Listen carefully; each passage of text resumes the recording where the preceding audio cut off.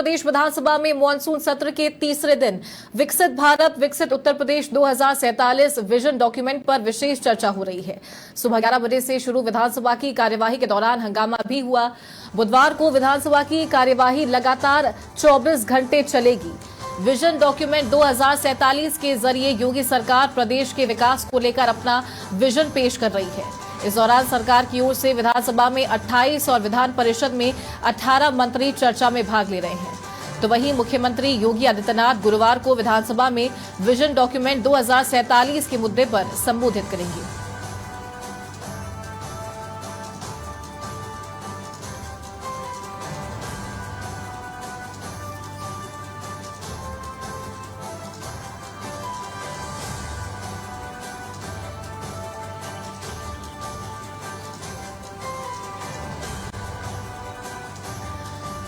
और यूपी विधानसभा से associate editor Amrish Singh live हमारे साथ जुड़ गए हैं। सीधा उनका रुख करेंगे। अमरीश, आज ऐतिहासिक दिन है, 24 घंटे विधानसभा की कार्यवाही चलने वाली है। आज क्या विशेष एजेंडा है, किन मुद्दों पर आज चर्चा होगी?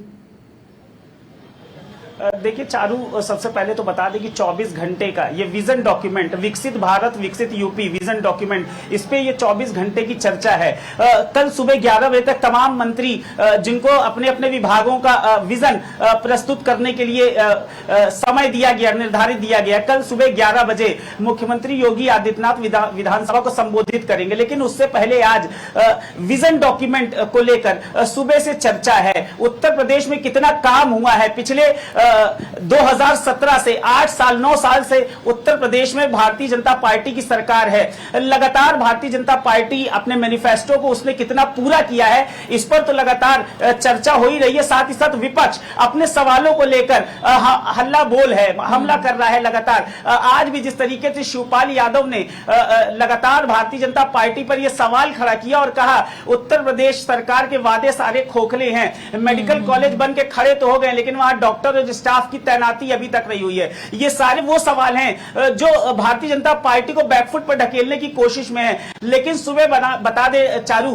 कि आज उच्च शिक्षा और बांके बिहारी कॉरिडोर का जो विधेयक था वो पारित हुआ है, वो प्रस्ताव जो है वो पास हुआ है। तो 2 प्रस्ताव जो है वो पास हो गए हैं आज विधानसभा से। लेकिन इसके अतिरिक्त जिस तरीके से लगातार विपक्ष जो है हमला बोल है, उस सुबह स्वास्थ्य पर, उच्च शिक्षा पर, आयुष्मान कार्ड को लेकर कितनी धांधली हुई है, किसानों को लेकर, चूंकि लगातार सरकार कहती है कि किसानों के लिए वो काम कर रही है, लेकिन नेता प्रतिपक्ष माता प्रसाद पांडे, शिवपाल यादव, कांग्रेस की विधायिका आराधना मिश्रा मोना ने लगातार किसानों को लेकर सवाल पूछे कि कांग्रेस की सरकार जब थी 1947 में, जब भारत आजाद हुआ, उस समय भारत में एक सुई तक नहीं बनती थी। और आज इसरो में लोग जा रहे हैं, नासा जो है वो इतिहास रच रहा है, क्या कर रहा है, उत्तर प्रदेश में क्या हो रहा है। अब ये बात तो एकदम तय है, जिस तरीके से लगातार समाजवादी पार्टी हमलावर है और वो ये कह रही है कि 24 घंटे चर्चा करने के लिए सरकार ने जो ये विजन डॉक्यूमेंट पेश करने की जो एक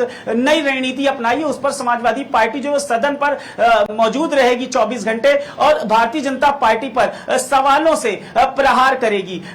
मेरे साथ मेरे सहयोगी जय हैं। जय, लगातार ये सवाल जो है वो चर्चाओं में है कि 24 घंटे ये विधानसभा सत्र चलेगा। विजन डॉक्यूमेंट विकसित भारत विकसित उत्तर प्रदेश, इन सभी चीजों को लेकर चर्चा होगी। 28 मंत्री विधान सभा में और विधान परिषद में 18 मंत्री हैं जो अपनी अपनी बातों को शुरुआत करेंगे, रखेंगे।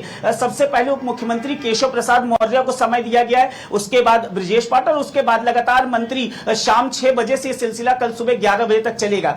क्या लगता है, क्योंकि ये विजन डॉक्यूमेंट जो है सरकार अपनी उपलब्धियों को आगे आने वाले जो समय है उसमें प्रदेश का कितना विकास हो, क्योंकि 1 ट्रिलियन इकोनॉमी बनाने का सपना मुख्यमंत्री योगी आदित्यनाथ का है। क्या लगता है विपक्ष जो है कितना हमलावर रहेगा, अपनी बातों को कितना सरकार तक वो पहुंचा पाएगा? नॉन स्टॉप जिस तरीके से विधानसभा सत्र आज से प्रारंभ हुआ कल तक रहेगा और विपक्ष की पहले से ही मांग थी कि इस सदन को ज्यादा समय दिया जाए। उनका कहना था ये छोटा सा, लेकिन 24 घंटे जिससे चलाया जा रहा, उनकी अभी भी ये मांग थी कि कार्य दिवस को बढ़ा दिया जाए। ये जो 24 घंटे का विजन बताया जा रहा, ये सरकार जो अपनी उपलब्धियां बताकर कहीं न कहीं जनता को लुभाने का काम करना चाहती। उनका साफ कहना है आज जो समय है, आज युवाओं को, किसानों को, महिलाओं को, युवाओं को जो जरूरत है वो जरूरत सरकार पूरी करे। पीछे आगे के 25 सालों बाद होने वाला है उसकी रणनीति बाद में बनाए, लेकिन वर्तमान स्थिति की जो बात है उस पर विपक्ष लगातार मुद्दों से घेरती नजर आ रही। चाहे हम स्वास्थ्य की बात करें, चिकित्सा की बात करें, शिक्षा की बात करें और अन्य मुद्दों के साथ घेराव करते साफ नजर आई। शोर शराबा आज भी कहीं कहीं नजर आ रहा है। बस देखना यह है कि जिस तरीके से अभी का माहौल है, क्या 24 घंटे पूरी तरह से ये जो कार्रवाई चल पाएगी, क्योंकि मुद्दे बहुत हैं और सरकार इसको जवाब भी देना और साथ ही ये जो डॉक्यूमेंट्री है इसको भी पूरी तरह से दिखाना है। विपक्ष विकसित भारत विकसित यूपी ये विजन डॉक्यूमेंट पर चर्चा हो रही है। विपक्ष लगातार हमलावर है। कल जिस तरीके से अतुल प्रधान भी आए और उन्होंने कहा हमें चाहिए पीडीए को नहीं चाहिए मधुशाला।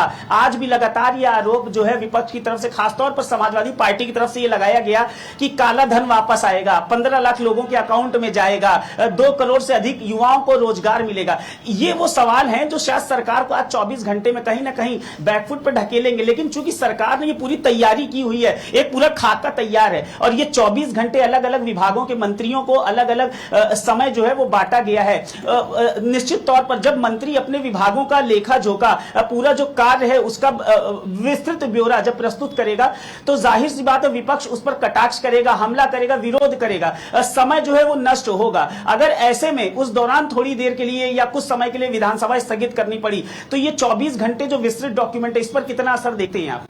देखिए, अगर शुरुआत की बात करें, जिस तरीके विपक्ष की बात करें, जैसे अभी बात हुई कि शिक्षा के अलावा मधुशाला के लिए, वहीं अगर संदीप सिंह को भी जब मौका मिलेगा तो वो भी इस बात को कहीं न कहीं स्पष्ट करते हुए नजर आएंगे कि जो 2 चीजें थी, मधुशाला और शिक्षा, दोनों अलग थी और दोनों को कहीं न कहीं मर्ज करके विपक्ष सवाल उठा रहा है। संदीप सिंह से एक सवाल है कि स्कूलों को मर्ज करने के लिए जहां 50 से कम बच्चे उनको कहीं और शिफ्ट किया जाए, ऐसे विद्यालय में जहां पर जरूरत है, जहां पे बच्चों को और डाला जाएगा तो वहां पे समय जो है वो बढ़ेगा, बच्चों को मिलेगा।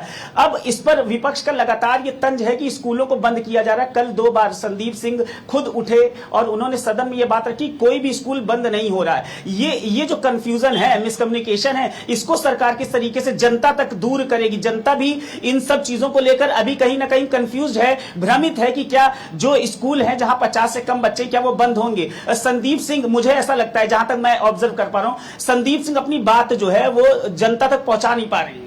देखिए, संदीप सिंह की बात करें तो सबसे पहले उन्होंने इस तरीके की बात एक मीडिया कॉन्फ्रेंस में करते हुए नजर आए, लेकिन उसके बाद जिस विपक्ष लगातार हमला बोलता उन्हें उसका साफ कहना था जहां 50 से कम बच्चे हैं इसलिए बंद किए जा रहे हैं क्योंकि भारतीय जनता पार्टी वहां से हार रही थी, क्योंकि वहां मतदान केंद्र बनाया जाता था।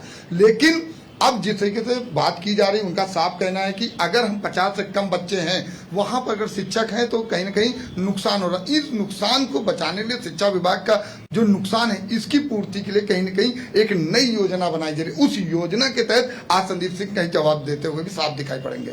चालू देखिए, निश्चित तौर पर पिछले कुछ दिनों में देखा गया है, चाहे वो बिजली हो, शिक्षा हो, उच्च शिक्षा हो और या फिर उसके अलावा नगर विकास हो, लगातार वो शिकायतें जो जन जन तक पहुंच रही थी। सरकार के ही कई मंत्री थे जिनका ये कहना था, आरोप था कि प्रशासन के लोग उनकी बात नहीं मानते और वो लगातार धरने पर थे। और इसके बाद खुद मुख्यमंत्री योगी आदित्यनाथ को बीच में कभी कभी दूसरे मंत्रियों के जो डिपार्टमेंट है, विभाग है, वहां पर उनको बैठकें लेनी पड़ी, अधिकारियों को दिशा निर्देश देना पड़ा। तो ये वो तमाम सवाल है जो विपक्ष पूछ रहा है और विपक्ष का काम भी है पूछना। और ऐसे में मुख्यमंत्री योगी आदित्यनाथ का कल सुबह 11 बजे संबोधन है। 4 दिवसीय एक छोटा सत्र है जिसमें 2 दिन लगातार विरोध के चलते वो वहां पे सदन स्थगित करना पड़ा था। और आज भी 24 घंटे का सत्र है। सुबह 11 बजे से सत्र शुरू हुआ है और 6 बजे के बाद से विभागों के मंत्रियों को बंटवारा दिया गया कि आपका निश्चित समय में आप अपने विभागों का ब्यौरा रखेंगे और विजन डॉक्यूमेंट, मतलब कि आप आगे आने वाले साल हैं वहां पर क्या, कैसे प्रदेश जो है कैसे उन्नत कर सके, कैसे विकास कर सके, विजन जो है वो अपना रखना है। लेकिन बात यहां पर यह है कि प्लानिंग से कुछ नहीं होगा, एग्जीक्यूशन क्या होगा ये सिर्फ मुख्यमंत्री के कंधे पर नहीं होना चाहिए। संसदीय कार्य मंत्री कल खुद कई बार खड़े हुए सुरेश खन्ना और उन्होंने ये बात लगातार बोली कि विरोध करने का अपना एक अलग तरीका है। आप अपनी बात शांतिपूर्ण तरीके से कह सकते हैं, लेकिन बात शांतिपूर्ण तरीके से अगर विपक्ष कहता है तो मंत्री उसको कितना सीरियसली लेते हैं। पटल पर जब वो बात रखी जाती है उसका जो जवाब आता है, क्या उससे संतुष्ट है विपक्ष, ये मायने रखता है। और मुख्यमंत्री योगी आदित्यनाथ को भी ये पता है, क्योंकि स्वास्थ्य, शिक्षा, रोजगार और किसानों का मुद्दा जो है वो बेहद अहम है। और स्वास्थ्य में जो मेडिकल कॉलेज लगातार बन के तैयार है, लेकिन वहां पर डॉक्टरों की नियुक्ति नहीं है। खुद लोक सेवा आयोग में 401 डॉक्टरों की वैकेंसी आई थी, जिसमें से आधे भी डॉक्टरों की अभी तक नियुक्ति नहीं की गई है। तो ये वो सवाल हैं जो लगातार विपक्ष पूछता जाएगा। Charu, over to you. Amrish, विधानसभा वो जगह है जहां पर जनता के मुद्दे उठाए जाते हैं और विपक्ष लगातार जनता के मुद्दे उठाकर सरकार को घेरने की कोशिश करता है। जैसे कि आप लोगों की बातें सुनी, विकसित भारत 2047, विकसित यूपी 2047, ये केंद्र सरकार का और राज्य सरकार का विजन है और ये उनका एजेंडा है जिस पर वो काम कर रहे हैं। 24 घंटे विधानसभा की कार्यवाही चलने की बात सामने आई है, कितना, क्या लगता है, कितना सपोर्टिव नजर आ रहा है विपक्ष से लेकर? देखिए, जाहिर तौर पर कोई भी बात अगर रखेगी, कोई भी कार्यक्रम सरकार प्रस्तावित करेगी तो विपक्ष का काम है उसका विरोध करना।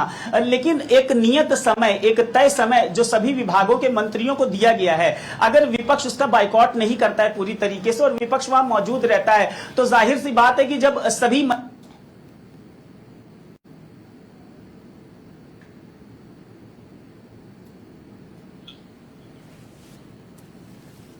चलिए ठीक है, बहुत शुक्रिया अमरीश आपका हमारे साथ जुड़ने के लिए, ये जानकारी देने के लिए।